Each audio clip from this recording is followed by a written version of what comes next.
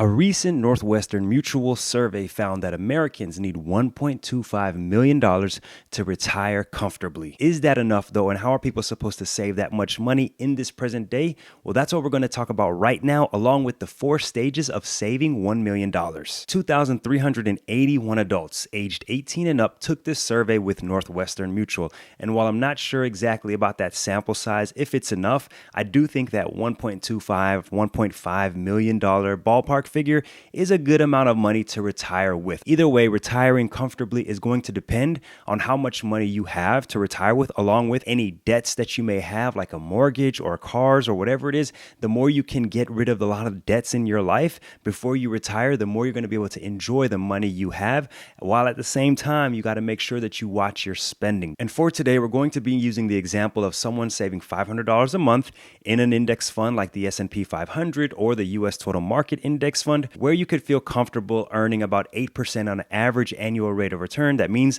some years are going to be high, some years are going to be low. And historical data does show that 8% is a pretty safe assumption to use for how much you're going to earn when you invest in these kinds of index funds or ETFs. Some people will actually say 10%, but for this video, I want it to be somewhat conservative. Okay, so let's go ahead and look at stage 1 of getting to that $1 million, and that's going to be getting to your first $10,000. And I made a video on that, which I'll link in the description below. But that first $10,000 is really going to be that initial stage where you're going to start cutting back on expenses, cutting back on some luxuries in life that may not be necessary for you, because your future retirement should be a priority. So some of those things that you're enjoying in life right now, maybe memberships that you're not using exactly all the time, or any kind of services, see if you can cut some of those things down so that you can get to that $500 that you're going to be saving per month, because $500 is the basis for this example that we're using in this video. And I want to make sure that you're going to have that much money to be able to move forward with your savings. So actually getting to $10,000 is going to happen between year 1 and year 2,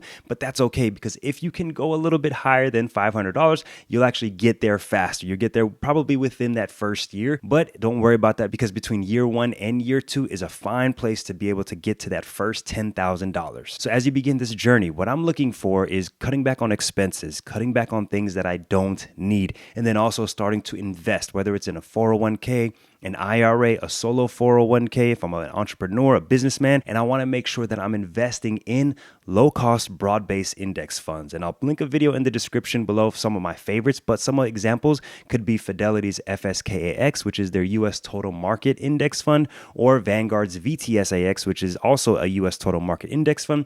ETFs as well are in this bucket, so VTI or VOO, or even SCHD, which is a Schwab dividend returning ETF, so that's not bad either. But what I want you to get in the habit of is starting to consistently invest and save with your IRA or with your 401k. I really like 401ks because most times you're going to get a match from your company. So I still want you to do that $500 a month, and then anything on top is icing on the cake. You want to make sure that you're saving a minimum of $500 a month. That's the savings amount that we're going to try to target. So yes, maybe your one job may not be able to cut it, so you may have to bring in another source of income, but that's okay, because currently in 2022, 2023, we are looking at opportunities that are being presented to so many people who want to work. And part of that may be that you need to have a little bit of education. You may need to go back and get a certificate of some kind, but the opportunities are there. The different trades that people are applying to and getting into work are there. I've seen it with my own eyes. So definitely take advantage of the current work opportunities that are present. That's going to help you get to that minimum savings amount of $500 a month. So that's stage 1. Stage 1 is getting to your first $10,000. Now, stage 2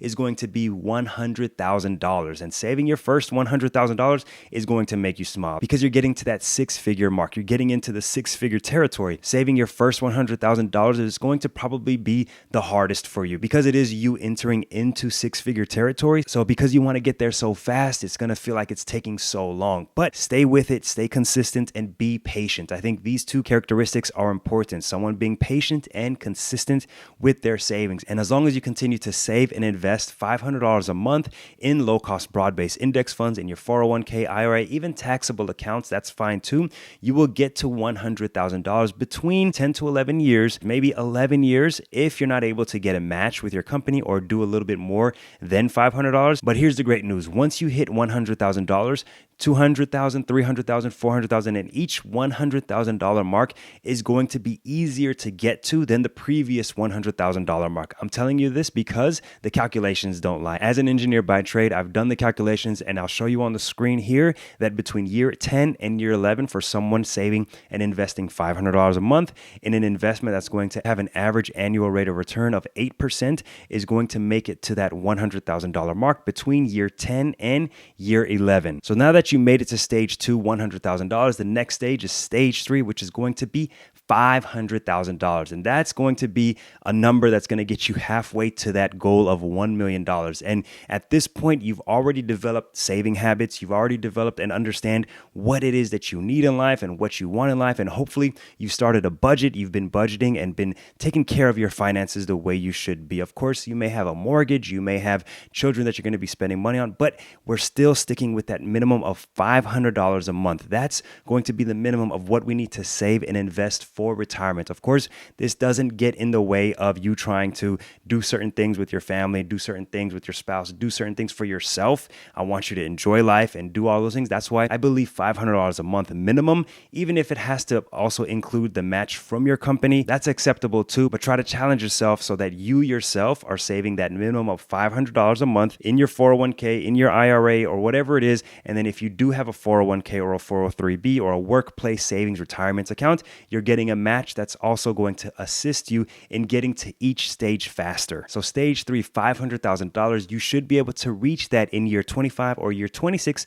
of you saving $500 a month, investing that money in low-cost broad-based index funds. Compound interest is working in your favor, and it's like a snowball that's going to continue to help you build wealth and get to each $100,000 faster than the previous. Remember, it took you about 11 years, 10 to 11 years to get to that first $100,000 based on the example that we used, but it's only going to take an additional 15 years to get to that $500,000 mark. And this is because of compound interest, where the money that you invest that's growing is also earning money, and that money is also earning money. And that's why it's a phenomenon. It's called a phenomenon. It's an important part of investing that people need to realize is only going to happen as long as you continue to invest and stay consistent with what you're doing with your 401ks and your 403bs. That's why I love the quote, compound interest is either going to work for you or against you. It's only going to work for you as long as you continue to invest and stay away from debt. It's going to work against you if you continue to pile on debt, taking on different loans,